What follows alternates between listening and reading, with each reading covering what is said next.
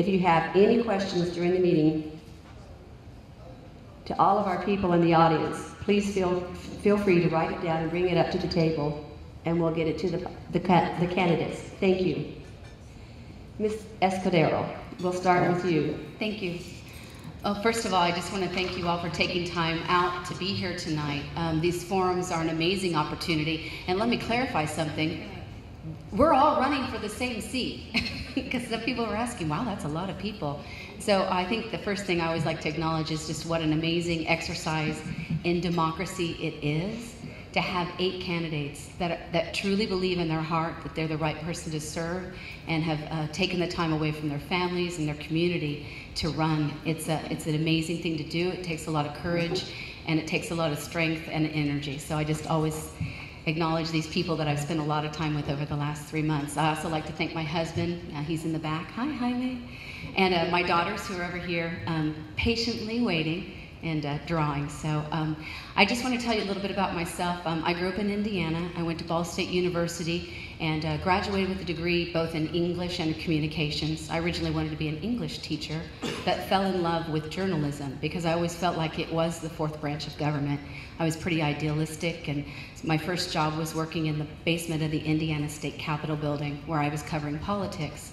And continued to cover politics. I had about 15 years in the private industry, working as a reporter, both for print, radio, and eventually for television, which I swore I would never do.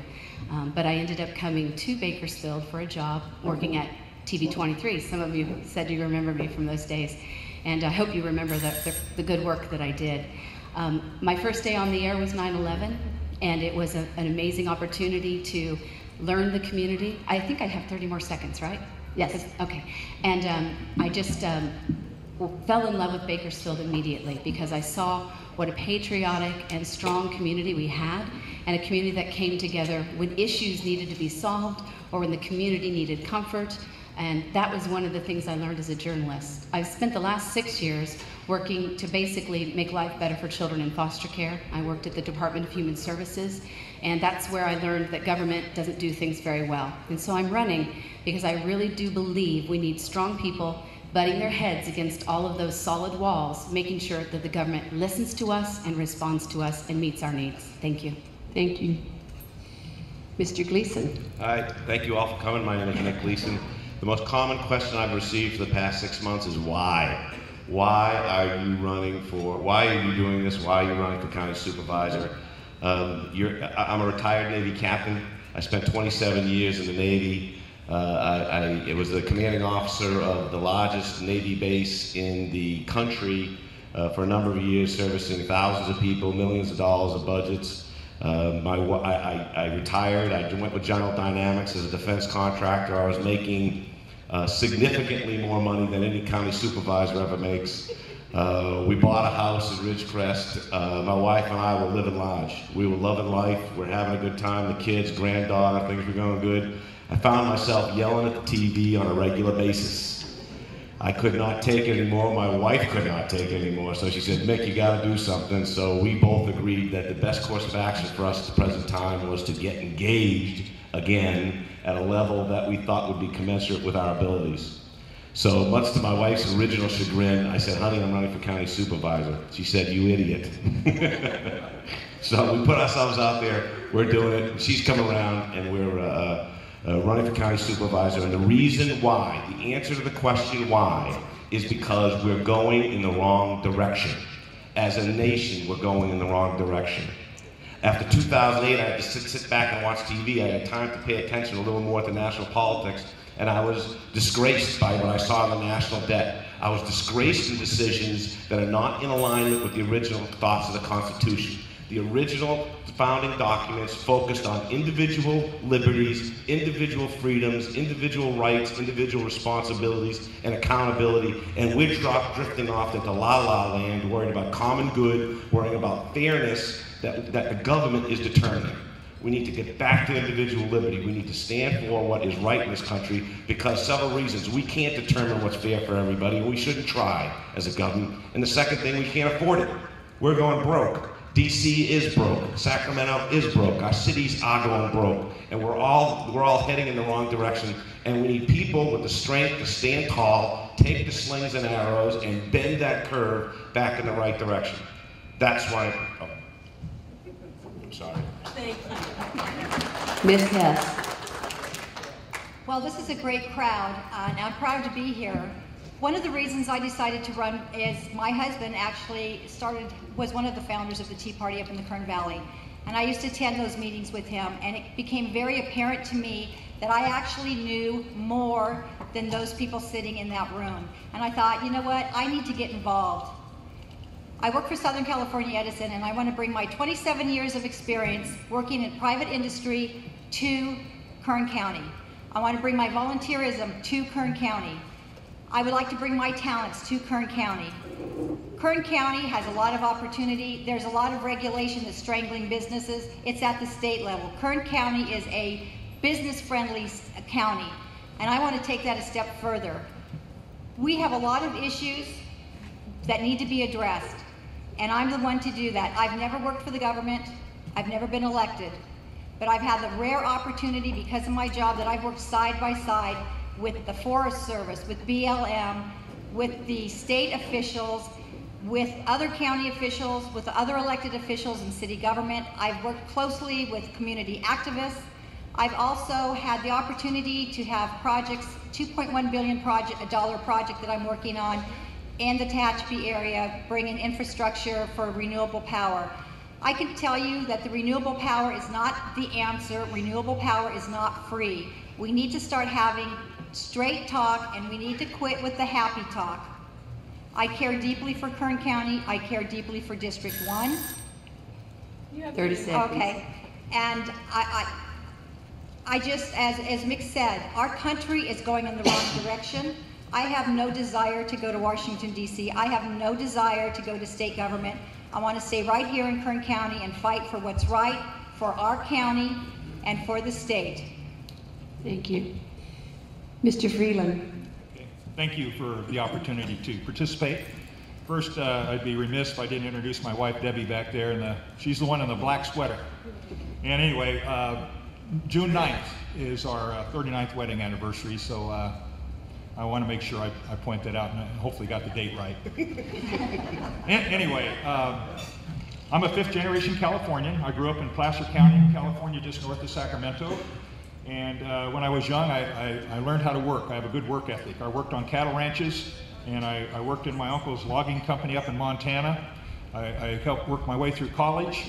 In June of '73, I married my wife, Debbie, and graduated from college with a degree in natural resources and got my first job with the United States Forest Service. Always wanted to be a ranger, and my dream came true. 34 years later, I retired from the United States Forest Service as a district ranger of the Sequoia National Forest, where I managed multi-million-dollar budgets. I had about 300 employees that I was responsible for. About 2/3 were wildland firefighters. I was a wildland firefighter when I was a little younger, and it was a 665,000 acre ranger district with all the infrastructure and stuff. And I was very careful that we used our taxpayers' dollars wisely. Right after, I also was on the command staff of a national incident management team where I traveled all over the United States on mainly fire incidents, wildland fires, but we were next up to go to the Pentagon after the terrorist attack if we were needed. We didn't go, but that's the kind of work we did. Immediately after retirement, John McQuiston called me and said, "Dave, we want to recruit you as a consultant for Kern County," which I did, and to help them with really complex federal land management issues, to give them a hand, and so I've also done that too. Thank you. Mr. Holloway. Hi, I'm Chip Holloway. I'm Mayor Pro Tem of the city of Ridgecrest, and I was the #1 guy asking Mick, why are you running? But I've been on the Ridgecrest City Council for 14 years. I've served in every position from council member, 2 terms as mayor, and currently as Mayor Pro Tem. I'm presently serving on the East Kern Air Pollution Control District. I've been on that for 12 years. I've been active with Kern COG, and I've been a member of the League of California Cities, serving on every policy committee from administrative services revenue and taxation, public safety, housing, community, and economic development. I'm the first elected official from Ridgecrest ever to serve on the executive board of the League of California Cities. The thing I'm most proud of the fact is I'm 25 years been a self-employed entrepreneur. I'm originally from Baton Rouge, Louisiana, and so is Supervisor John McQuiston, and like he says, that's where the best politicians' money can buy come from. I don't know what he means by that, but that's his quote, and I'll let him stick to that. I understand the frustrations that businesses go in and day out. And I understand that if you're going to have a strong public sector, you must have a much stronger private sector. And I can tell you the difference between, I bought and sold Wiener Schnitzel restaurants. That was my claim to fame for the last 20 years when I arrived in Ridgecrest in 1992. And the difference between what I had to go through to buy the first restaurant and the regulations between the last restaurant, even at the county level, are just amazing to me. Just to sell a chili dog, what you have to go through in this state. And I got frustrated. I was a member of the chamber. I ran for local government because I wanted to expand the economic base. I understand we in government create nothing. Every dollar we have to spend is a direct result of the hard work and efforts of citizens just like you. And until we start realizing and protecting those people, we're never going to grow and expand in Kern County. The role of government has expanded to a point where the largest employer in Kern County is the government, and that's atrocious. We have a problem with our pension system. 6,100 people are collecting pension checks, and 8,100 are directly employed right now. After tonight, I think you'll agree that a lot of the things we answer sound alike, but I want to give you 4 things that I think I can hit the ground running with, because I have 14 years of government experience combined with 25 years of business experience. First, I want to address pension reform. The problem has not been solved. Second thing I want to do is I want to get greater efficiency in the delivery of county services. I think 14 union agreements has discouraged our employees from offering help with waste, fraud, and abuse. The third thing I want to do is create an independent review of every county ordinance and policy, starting with job creators. And the last thing and most controversial thing I want to do is I want to require mandatory drug testing for any county benefit. I think 70 to 80% of every problem we deal with at the county level is directly or indirectly related to the drug problem in not only Kern County, but the state and the country.